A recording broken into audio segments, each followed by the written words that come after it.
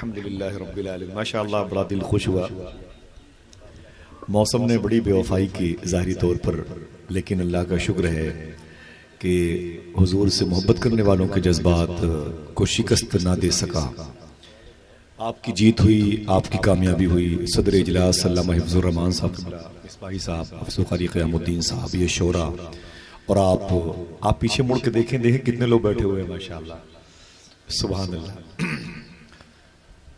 अब तो लग रहा है कि अगर इसके बाद पत्थर बरसा तब भी आप लोग नहीं जाएंगे। हाँ, पुलिस आ गई तब भी नहीं जाएंगे। अल्लाह इस जज्बे को कबूल फरमा ले। गुफ्तगू की जो नहज थी वो बड़ी प्यारी थी। मैं बहुत ही मुझे शूट कर रही थी वो बातें। मेरा दिल कह रहा था ये गुफ्तगू होनी चाहिए यहाँ भी, और हिंदुस्तान के हर जश्न में, हर मजालिस में होनी चाहिए। इस्लाम को पूरी दुनिया में फैलने की बात की गई। दो शोरा इकराम में से दो आवाज़ें हैं, शादाब पैकर साहिबान की और भाई ज़ीशान मतुराबी की। सारी बातें कई मुल्कों के हवाले से, इंडोनेशिया के हवाले से इस्लाम के फैलने की जो आइन, आर्टिकल, जो कानून था वो बताया। एक बात मैं बता के एक शेर पढ़ूंगा फिर बैठूंगा। हिंदुस्तान में इस्लाम कैसे फैला, एक बात बता दो। मुझे बात याद है, मैं कुर्सी पे बैठूंगा, अच्छा लग रहा है मुझको। आपको मालूम है ये मालाबार की जमीन है, ये केरला, कालीकट, ये कासरकोट, ये कर्नाटक का एरिया है। तमीम अंसारी रज़ी अल्लाह, मालिक बिन दिनार की मज़ारात मुबारक है इस बेल्ट में। यहाँ पर मालाबार की जमीन पर आज से 1300 साल पहले मुसलमानों का एक ग्रुप आया था जो अरब शरीफ से आया था। क्या लेके आया था? बिजनेस के लिए। वहां से वो कपड़े लेके आए थे, कपड़े। यहाँ वो कपड़े बेच करके जो यहाँ की मंडी का सामान था, मसाला वगैरह, वो उन्हें लेके जाना था। मसाला वो जो अपने हाथ साधन में इस्तेमाल होता है, उनके यहाँ तीखा बिल्कुल नहीं चलता, वो थोड़ा थोड़ा शुरू कर रहे थे।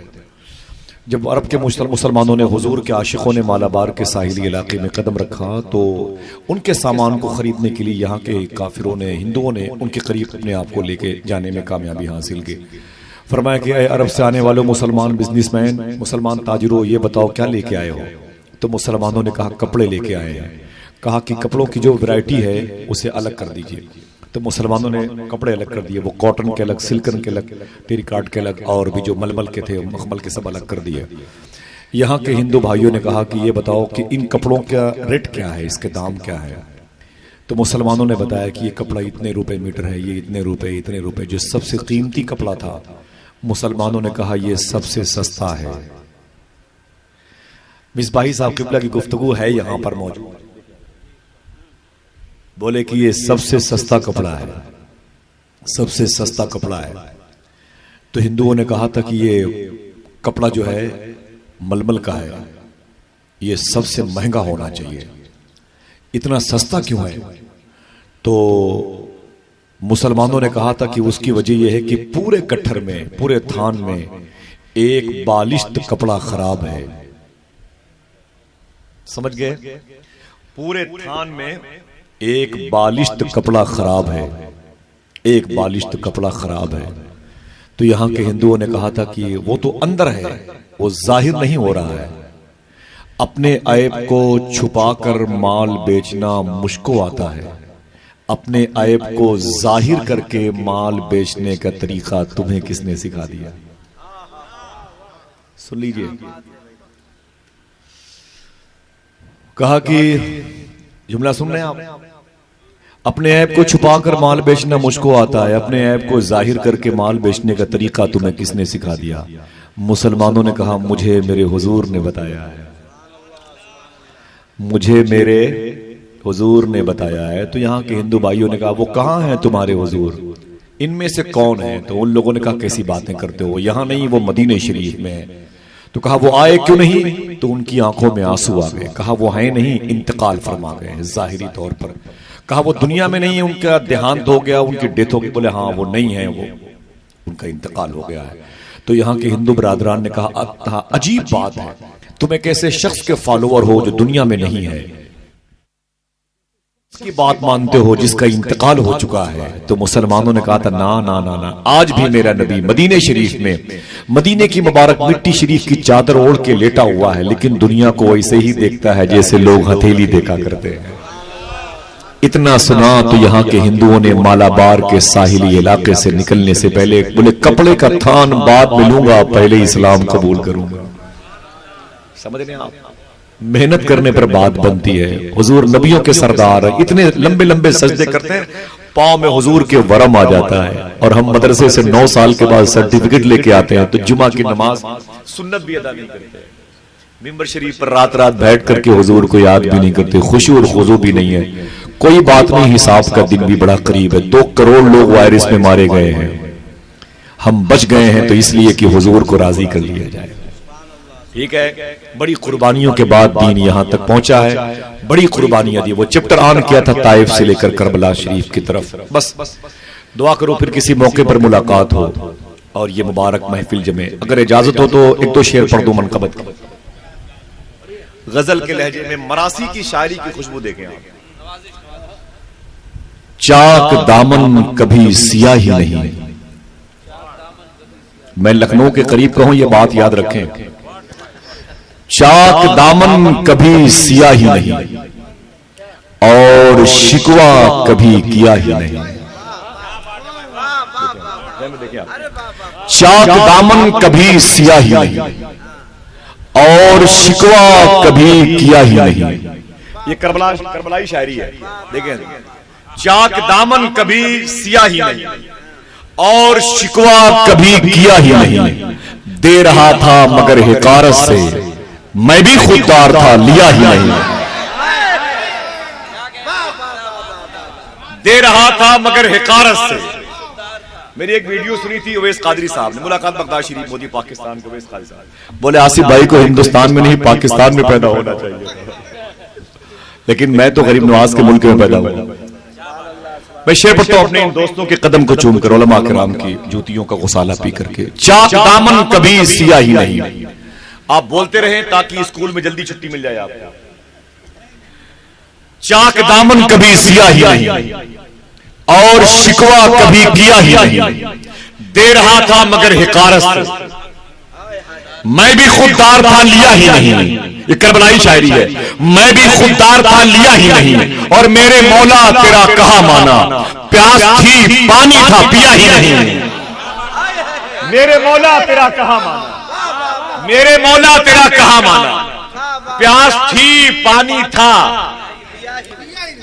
पिया ही नहीं। इसके बाद नात का शेर उत्तर प्रदेश के आखिरी इलाके में एक शायर थे, वो कहते हैं, इसमें शामिल होते जम करते अपने अशार को कि चाक दामन कभी सिया ही नहीं और शिकवा कभी किया ही नहीं।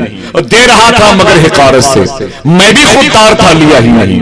मेरे मौला तेरा कहा माना, प्यास थी पानी था पिया ही नहीं। वो कहते दिल में जब इश्क मुस्तफा ही नहीं तो दिल धड़कने का कुछ मजा ही नहीं। और सुन लिया सब हुजूर ने मेरे और अभी मैंने कुछ कहा ही नहीं। जीते रहिए माशाल्लाह, जीते रहिए सुभान अल्लाह। जरा दिल से कह दे सुभान अल्लाह, फिर से कह दे माशाल्लाह।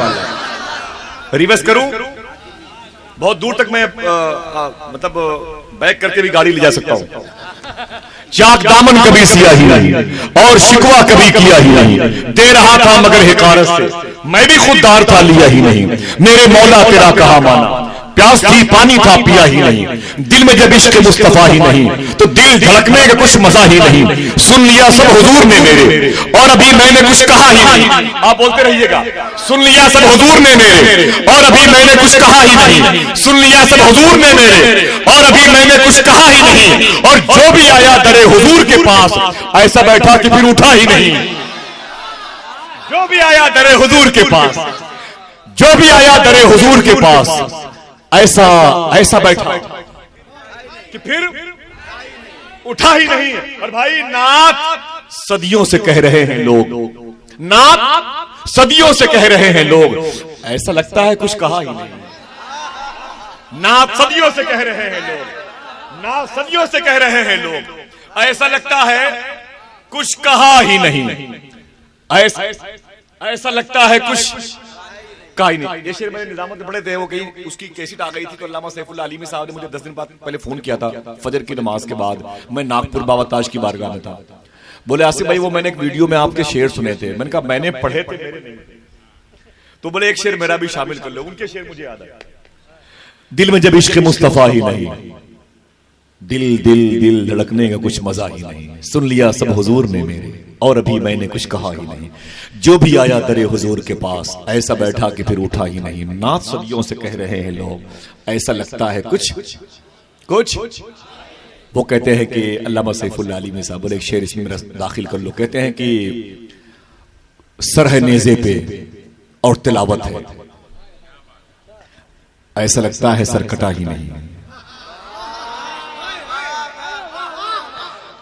भाई सर है नेज़े पे और तिलावत, ऐसा लगता है बहुत बहुत शुक्रिया कलीम, बहुत बहुत शुक्रिया। ऐसा लगता है सर और जावेद सिद्दीकी कहते हैं जिसने तौहीन मुस्तफा की है साला वो एक बाप का ही नहीं। शादाब पैकर साहिबान बड़ा नाम है, आपके शहर के थे हैं नहीं, अब तो हुजूर के शहर के हो गए। जिसके अशार को पढ़ के लोग मदीने जाएं, जिसके अशार को पढ़ के लोग काबे का तवाफ करें, जिसके अशार को पढ़ के लोग फख्र करें अपने मुल्क हिंदुस्तान पर। शादाब पैकर की आवाजें, ताक़ुब में रहिएगा, ये आवाजें आपको हुजूर के शहर की सरहदों से बगलगीर होने का शरफ अता कर देंगी। नारा तो आप मेरे नारे का जवाब दें और फिर अपने इन भाइयों से मुलाकात करें। नारे तकबीर, नारे रिसालत, सरकार की आमद, सरकार की आमद, जोर से बोले सरकार की आमद, सरकार की आमद। बड़े अदब और एहतराम से भाई शादाब पैकर साहिबान को बुलाता हूँ, तशरीफ लाएं। उसके बाद एक आखिरी लहजा, बहुत ही चहल पहल वाली आवाज, मोहतरम जीशान मथुरावी की आप मुलाकात करेंगे।